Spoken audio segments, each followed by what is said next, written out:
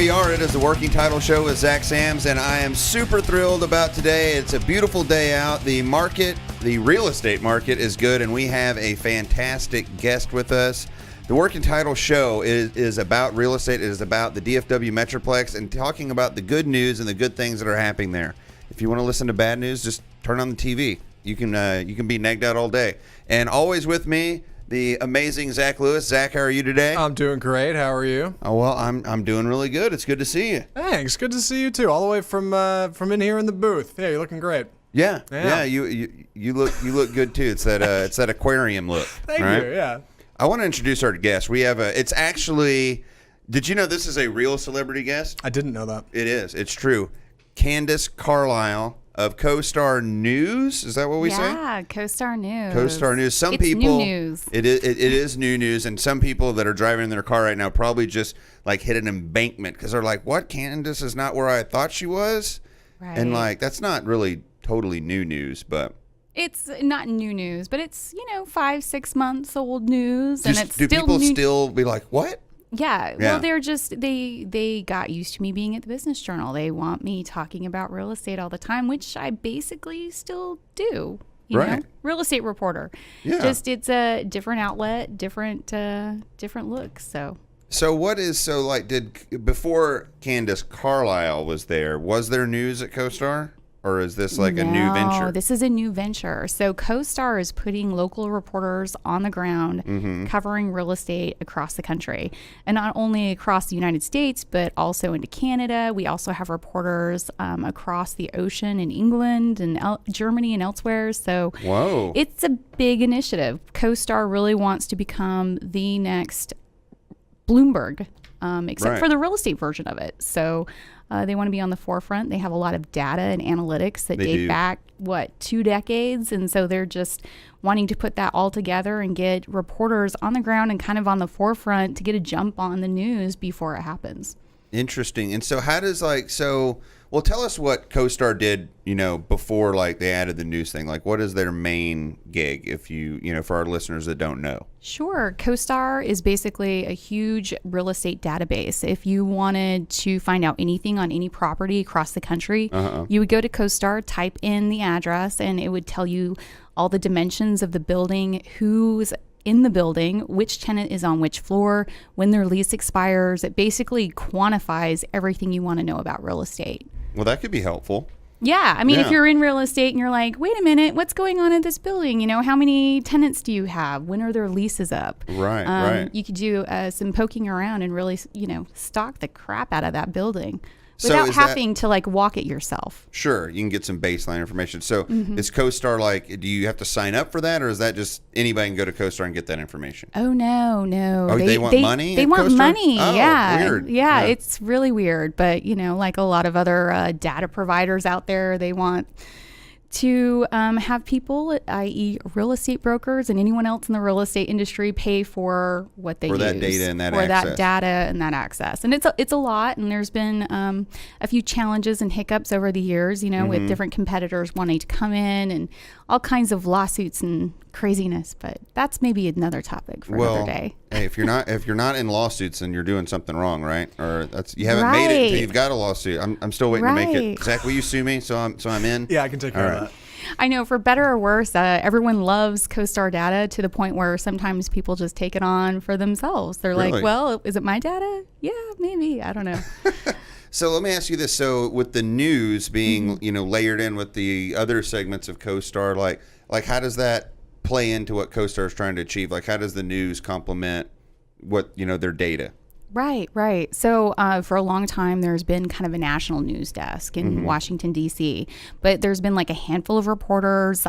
They obviously can't be everywhere all the time. Right. I know. And, if you know anything about real estate, it's local. It's always been local. I mean, you talk to people on the ground and really find out what's going on. So I think they wanted to have more boots on the ground. Sure. And they wanted reporters in the market that actually know what the heck Dallas-Fort Worth is, and what is the difference between Dallas and Fort Worth. I mean, these are conversations I have. There is a difference. There's a difference, and I have these kinds of lovely conversations with my editors, filling them in on all of it. So what do you think the difference is between Dallas and Fort Worth, since we brought it up? Since we brought it up, I mean, I feel like, you talk to Dallasites and you talk to Fort Worthians and you get a different response. Like, for whatever reason, did you know that Fort Worth people think Dallas are hoity-toity? I didn't know that, but I do now. I didn't even know that we called them Fort Worthians. Did you know that's that? news to me. No, Fort Worthians never and heard that. Dallasites. What do you call them? I've never even thought about calling them anything in Fort Worth, but that makes sense because I'm from Argyle and we call ourselves Argillians. So Fort Worthians, Dallasites. Yeah. What if Makes you're sense. from McKinney? You got to go for McKinney. McKinneyite? That's got to be McKinnian, right? McKinnian. The McKinnians. Oh, I like the McKinnians. Yeah, that's good. The McKinnians. All right, we're going way off the deep end here. There is a difference. Even just if you look at like real estate analytics, I feel like Dallas has really seen sort of like a big bump up from this last real estate cycle, and Fort Worth, like Fort Worth has always been. It's been this like slow and steady growth market that investors are really happy about because it's not as volatile as Dallas, where Dallas you can has. Sleep at night if you're in Fort Worth.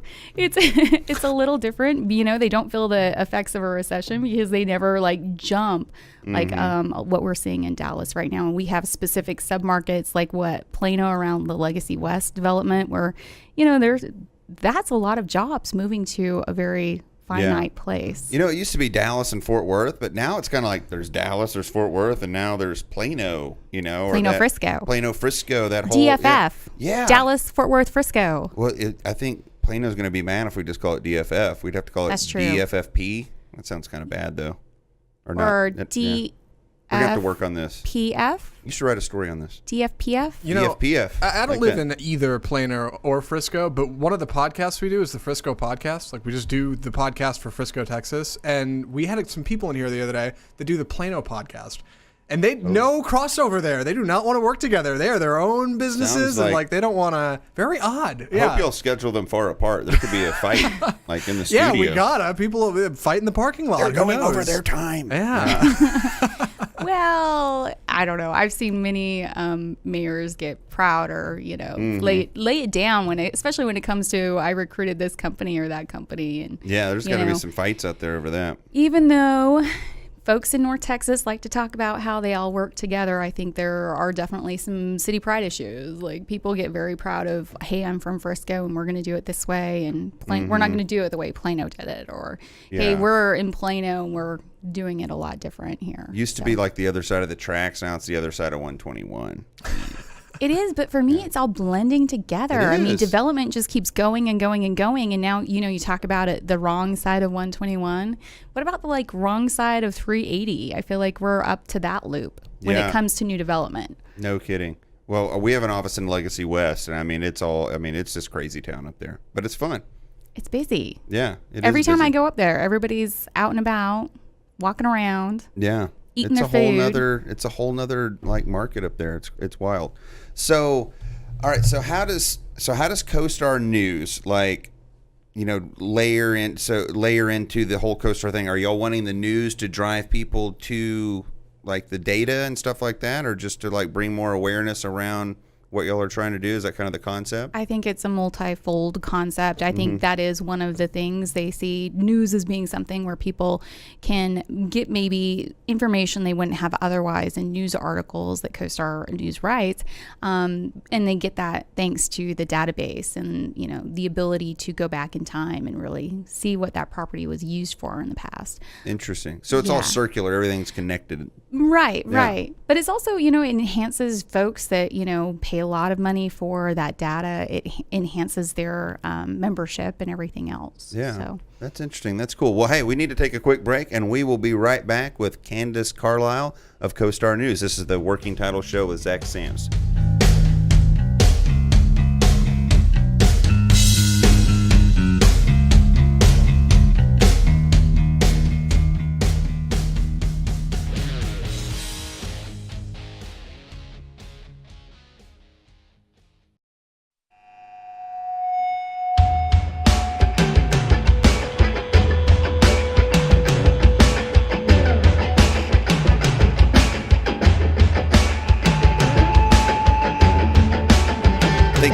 Toadies. Is this the Toadies? Yeah, it's exactly the Toadies. Yeah, I knew it. I knew it. You got Thank you for bringing me back to 7th grade. Well, it's the Working Title Show with Zach Sams. We are back, and she stayed through the break. Candace Carlisle is back with Costar News. Candace, thanks again for being here. Oh, thanks for having me. This is fun. This is fun. It is fun. And over the break, we've got I got some coffee from Zach, so I'm very excited about that. And you got some type of grape I got juice. some Kool-Aid. Yeah, there you go. Pick that up. Pick that up from my local pastor. That's where I got that. Yeah, some kind of grape juice or something. Nothing but good stuff on That's the right. show. Yeah. Right. So, only the best. Candace. Yes. All right. So you mentioned something to me earlier before we got started, and you said the barbell effect. Yes. And I didn't know what that meant. I thought you were asking me how much I bench pressed, which is a lot, but we won't say that. I know that was a little awkward trying to be like, we're not talking about that kind of barbell. Right. So what does that mean? Tell us about that. It intrigued me. So I know everybody is wanting to know, like, what are you talking about? And you're meaning that in the real estate world, right. the barbell in the real effect. estate sense of the world. Yeah. Word. So if anyone knows anything about Dallas-Fort Worth, you know, it's sprawl, megaplex, ginormous area. Yeah. And really what a lot of developers and general contractors are seeing are a lot of projects, both either in the urban core of Dallas, which is like downtown, uptown Dallas, think Clyde Warren Park, think about, you know, some of the high rises that are happening right now in Dallas in that area. Right. And then there's also a lot of development kind of happening up north in the Plano Frisco area. You're seeing a lot of cranes up there. All you have to do is go and visit, you know, the Dallas Cowboys World Headquarters, and you get to see all the cranes along the way. Absolutely. So there's just a lot of things going on, a lot of projects. Some of them are developing faster than others, but you know that's where everyone's really seeing kind of those big projects. And then kind of in between, you get smaller stuff, but nothing like what we're seeing on those two ends of the Dallas North Tollway. Right. And so the barbell is, like you said, is the tollway. There's little activity, and then we have massive activity on each end of that in the Legacy, Plano Frisco 121 tollway corridor, and then the northern downtown uptown area. Right. You're still seeing some projects kind of in between there, you know, in the Preston Center area, as well as like Lower Tollway. Pinnacle Tower just got like renovated and rebranded, and then you've seen a couple projects by Bill Colley get underway, complete, like different varying phases of construction. But yeah, for the vast majority, you know, those big cranes are headed to those two different sides of the tollway. Interesting. So you talk with a lot of developers and people in the real estate game here in Dallas. So like, do they find that a challenge when we have, like, you know, so many multiple markets on, you know, like, where do we go? Or maybe if they're not from here and they're coming here and like, where do we go? There's like 10 places we could put an office. There's 10 places we could put our building. Like, I mean, how do they navigate that? Well, I think you're seeing kind of what like Costar saw, which is you really need people on the ground in the market to really discover the opportunities and the market potential there. Right. So what you're seeing a lot of these big national players open up offices in Dallas. We've seen a lot of like newbies, like architects and engineers, open offices in Dallas Fort Worth, and so you're just seeing people flocking here. I mean, this is where the work is, not only in North Texas but nationally. So they head here, and you know, we'll see what happens. What's the challenge for companies that are moving here as they come into a Dallas that's, you know, very spread out? Like, how do they know, how do they decide, like, where's the place to put our company in our office where we find the right type of employees, and how do they work around that? Well, you know, when I talk to site selectors or people who really help with those real estate on the front end of the real estate search, they always tell me it has everything to do with labor. You saw that with Toyota North America. Sure. Where will their employees want to put their kids into school? Where will their employees want to take their families to the park? I mean, it's just, you know, where will their employees have a good work-life balance? Right. And so I feel like, you know, you see that decision after decision. You see, you know, NetScout moved to Allen and put a few hundred people there. They're opening a new building this month. So they've made that move, and then you kind of see that now who's elsewhere. NetScout? I didn't know. I hadn't heard about this one. Who's NetScout? It's yet another IT company. So Look at Dallas. See, we're cool. you didn't know? Yeah. Dallas You don't is have to cool. go to the Silicon Valley. You can come here. No. But people move to different parts of the metroplex or consolidate in different parts of the metroplex for varying reasons. We saw that with J.P. Morgan Chase, the Legacy West. Right. But you even saw that with the General Services Administration. They recently signed a big lease consolidating 3 separate Texas Operations Center for the Immigration Enforcement Services Center into one at Dallas-Fort Worth International Airport. And Fannie, I think Fannie Mae was doing that too, right? And and Granite, they moved everybody into one location. Exactly, one location. I mean, consolidation, whether it's for a private company, public company, or for the government, that's something they want to look at. It seems to make sense that everybody's in one area, right? It does, but you also have to make sure that you have the labor there that can support that area too. Right. You need to look at drive times, like how many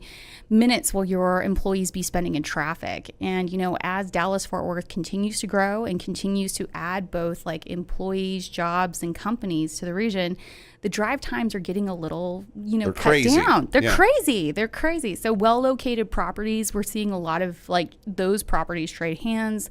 People are putting value on them, closer in markets. And then you see markets kind of, when we're talking about the barbell, we're talking about some of the suburban markets elsewhere up in Plano, Frisco, Carrollton, and really that northern sector of Dallas-Fort Worth. You almost see them becoming their own entity. Right. They're not really tied to Dallas so much anymore. Yeah, They're people commute to Frisco now for work. They Which didn't have used to be or to McKinney or to Plano. And which that's where a you commute, used to by the way. commute from. Right. So things have changed. And drastically. yeah. Yeah. So Frisco is becoming its own little metropolis. I know. Who would have guessed? Well, I don't know if Jerry Jones had something to do with it, but I'm sure he's helping in the process, right? He is, and he also happens to be a landowner in that area of town too. So good Absolutely. for him. And then we've heard some whispers of that there could be some golf courses coming up in that area. Yes, That could be very true. exciting. That could be exciting. It seems like Frisco has done everything they can to get every major player into their city. Do you like what I did there? You did. I like that. Get it. Wow. I get it. Yeah, No wonder you're a writer. Gosh, Right. yeah. Very, very witty. Well, that's cool. Well, hey, we're going to take one more break. We will be back once again with Candace Carlisle with Costar News. This is the Working Title Show with Zach Sams. We'll see you soon.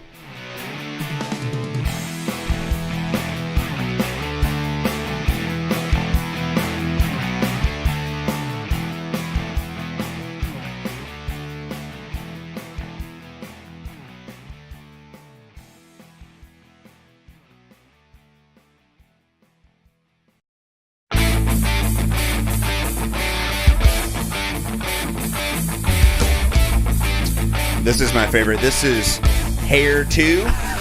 This is Metal 3. Metal 3. Yeah, Sorry. close though. Metal 3 is my favorite. They'll be in Dallas soon, I think. You should go and write a story on that. Oh, okay. I'll Yeah. get right on it. Metal 3. They're the best.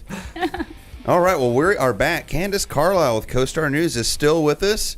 Surprisingly. Thanks for still being here. Of course. Thanks so much for having me. Absolutely. This is the Working Title Show with Zach Sams. We're in the last segment, and Candace, I got to ask you. So you are in tune with all the cool stuff happening, especially when people want to, finally get the news out there. So tell us, don't break any secrecy, but what cool projects are you excited about going on in the DFW area right now? That's the thing. I mean, we have our pick of cool projects right now. It's like, what part of the megaplex do you want to talk about? Okay, well, let's start with the southern end of the barbell. Ooh, yeah. What do you like in uptown, downtown? Well, there are some new office buildings being completed, both PwC Tower as well as the Union. Those are exciting. They've been landing a lot of tenants. Yeah. You have the Omni project in downtown Dallas, which they're going to add. It's like a 42-story, multi-family, high-rise type building, and they're going to add a lot of residential. And that's part of the Omni? No, this is Omni. Omni. Okay, I misunderstood you there. Yes, okay, wow. Yeah, so lots of apartment homes coming to downtown Dallas, and not just one or two, but a lot. Wow. Well, that's exciting because they've had trouble in the past in downtown getting people to kind of live there, at least for the rents that they see in uptown or in some of the other areas? I think they're getting a lot of traction as far as residential real estate is concerned. There's also a project going on in the Arts District that's going to cater to some artists who want to have like lofts in their apartment homes, so they can be both like almost commercial real estate and residential real estate combined. Yeah. So I think it's about hitting on a lot of different options and offering those options to residents. It's changing now, right? I mean, it has been changing the way we work, the way, where we go. It's funny. I was listening to this TED Talk the other day, and the guy was talking about, and it wasn't like a new one, but I mean, somewhat new, but just like the question that just made me laugh was they asked, they took a survey of people and they said, like, if you want to get a lot of work done, where do you do it? And like the most common thing was nobody said at work.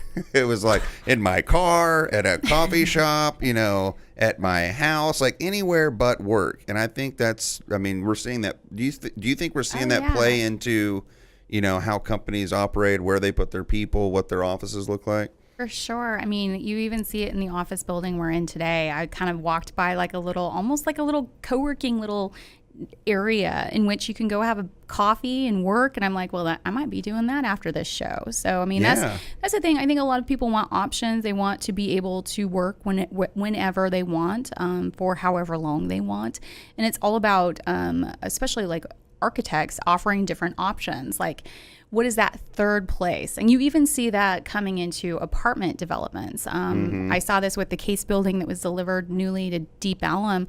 They had co-working areas. They even had conference rooms in which, if you're working from home, you can have a meeting and bring someone in from elsewhere. And it's not like you have to bring them up to your apartment, which is that would be weird. That would be weird. Yeah. But they actually have an area where it's kind of a tenant lounge, and there's some co-working and some this is conference an apartment. rooms. This is an apartment. I haven't heard that. That's cool. It is cool. Yeah. So co-working, and we're also seeing all these leases for co-working. I mean, apartment buildings each want almost like a co-working concept in them, kind of like a hotel flag. I had one real estate investor call it like, hey, everybody needs this. It's just like a hotel flag.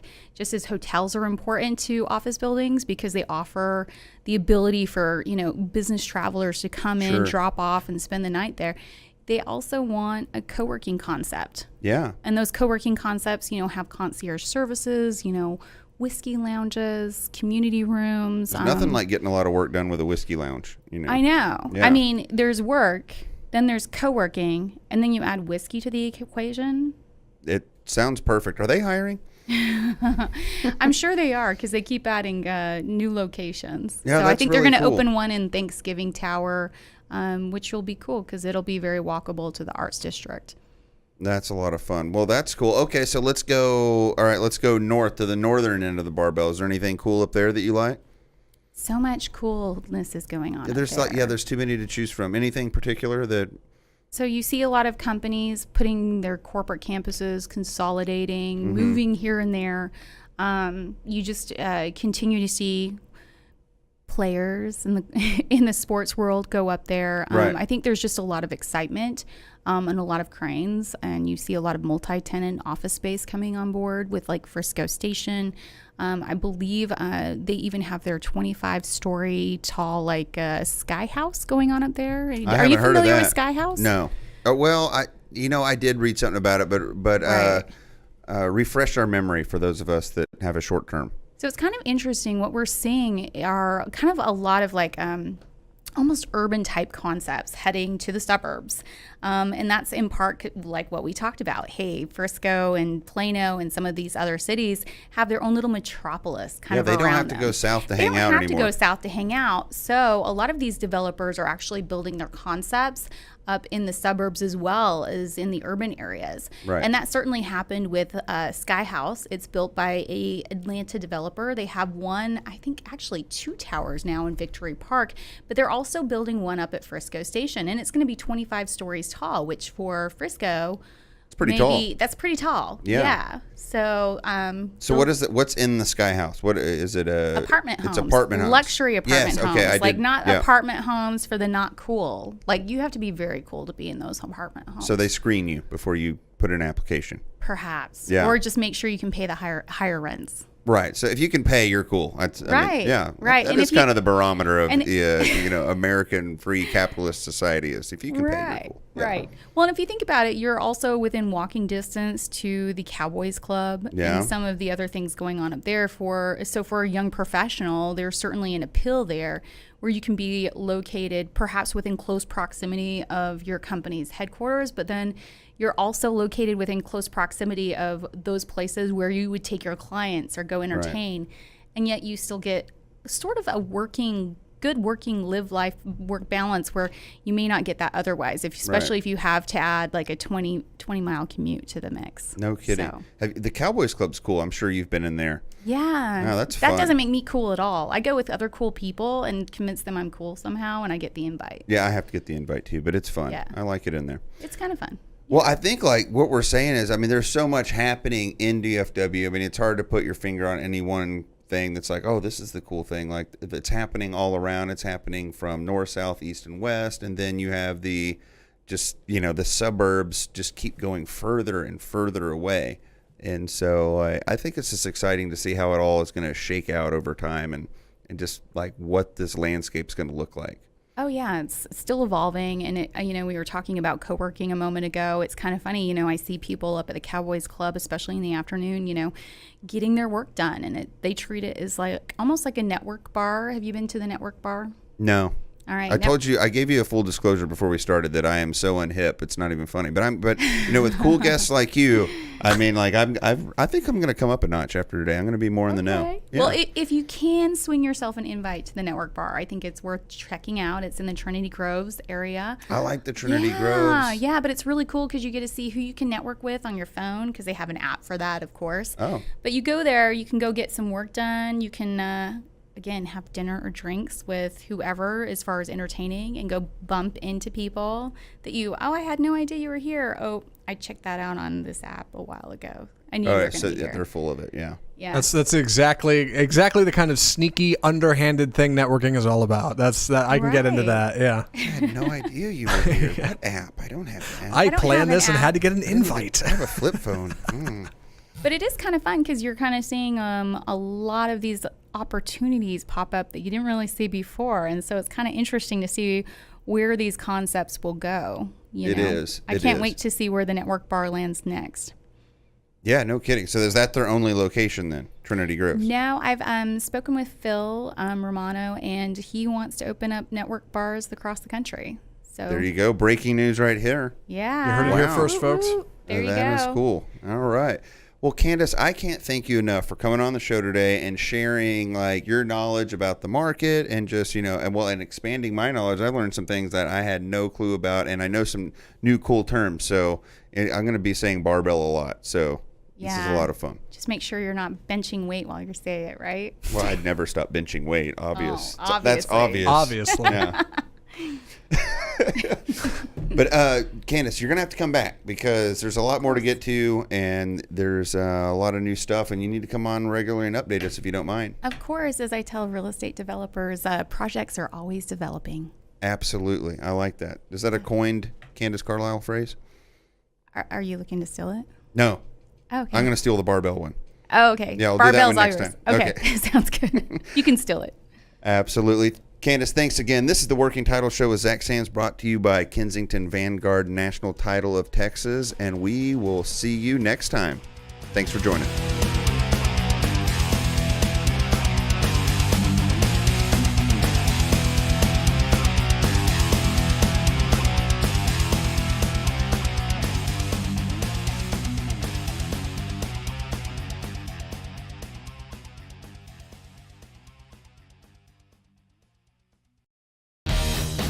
All right. Well, I want to thank everybody for subscribing to the podcast and listening today. I want to give a special thanks to Kensington Vanguard National Title of Texas. The show is sponsored by them, and Kensington Vanguard is a national title company with local people working here in Dallas-Fort Worth, specializing in commercial title insurance and residential title insurance. Kensington Vanguard will handle your escrow needs as well as your title insurance and your closing services. So you can go to the website at www.kensingtonvanguard.com kv-lonestar.com to find our locations and our contact information. And we appreciate you using Kensington Vanguard National Title of Texas. We look forward to seeing you next week, where we will be talking about solar energy in the residential and commercial spaces. And we are really excited to hear about that. Something I wanted to know about, so I'm really excited to hear more about how that works. So we'll catch you next time on Working Title with Zach Sams. Thank you.